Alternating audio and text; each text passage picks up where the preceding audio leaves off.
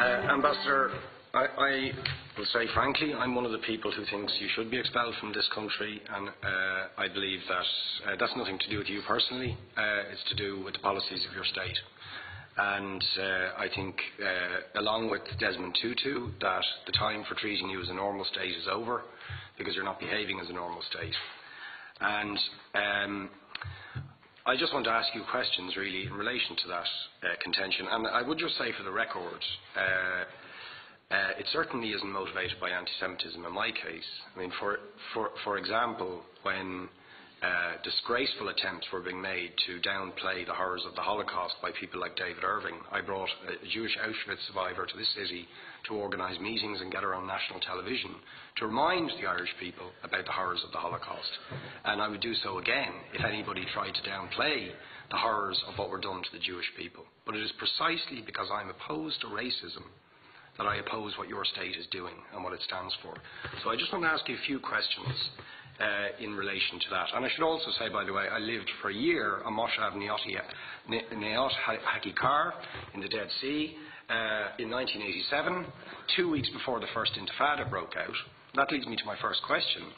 You have tried to cover over what you have done, the killings of innocent people in Gaza on 3 separate occasions over recent years, the seizure of Palestinian land and so on, by attacking Hamas.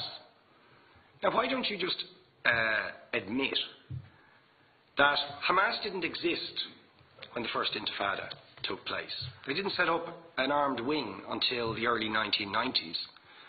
And that there was a reason that PLO were in Tunis at the time, exiled, effectively not present. But the ordinary Palestinians rose up because you denied them basic rights. I lived there. It was apartheid. It was racism. It was endemic. It was rotten. Absolutely, I was shocked within weeks of living there to see how you treated Palestinian people.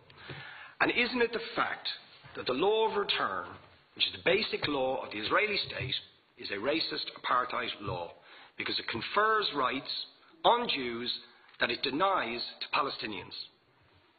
It allows, for example, if I was Jewish and had never stepped foot in Israel, I could claim citizenship there tomorrow, but 6 million people whose origins are in what you now call Israel, who were forced out in 1947 or 48, do not have that right. Isn't that part of the reason why the Palestinians are in dispute with Israelis? Because you deny them the right to return to their homes and to their land and to their villages, and that they have a legitimate claim, even under international law, to return, but you deny them that right. Why do you deny them that right? And why do you give that right to other people who have no connection whatsoever with the land, whether you call it Israel or whether you call it Palestine? Why do you continue to seize land, if you're serious about Oslo and the two-state solution? Why do you continue to seize land, which under that agreement is land designated to be Palestinian land? 500,000 people, most of which has taken place since Oslo. You allow that to happen. Why do you allow it to happen? If you're serious about giving this land to the Palestinians, it's absolutely extraordinary. And it just, you must, are you not just taking us, Ambassador, for idiots? That you can say with a straight face, we're serious about peace, but while we're serious about peace, we're going to seize Palestinian land. And you expect the Palestinians to just sit back and do nothing about that. And the world to accept that that is an acceptable way to behave. And you asked earlier on, could we have some constructive solutions? Now, you know what the Palestinian people have been asking for. Far less even than some people would ask for. Because I believe the whole apartheid system should be dismantled. But what they've asked for is to lift the siege of Gaza. Just to lift the siege of Gaza. Let them have an airport. Let them have ports.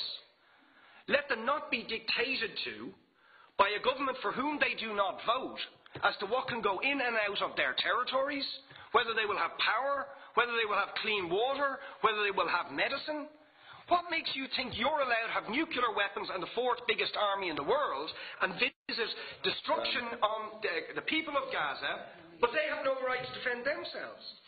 They have no territorial sovereignty over that land. Could you ask questions, please? How do you justify that? Yeah. All right. How do you justify those double standards? And very lastly, Ambassador, people like Bishop Tutu, Nelson Mandela, and I would certainly describe your state as a apartheid state, with different laws for people depending on their race or religion. Now, isn't that just the case that, for example, at checkpoints going into the West Bank, there's a channel if you're Israeli or European, and there's a channel if you're Arab. Just because you're Arab. If you came into Dáil Éireann and they stopped you and said, "Are you Jewish?" "Oh no, sorry, you can't come in through the same entrance as Irish people or European people because you're Jewish," you would call that racism and apartheid. But yet, you practice that. You practice that with your checkpoints and your military barriers and your apartheid wall. How can you justify that? All right, thank you.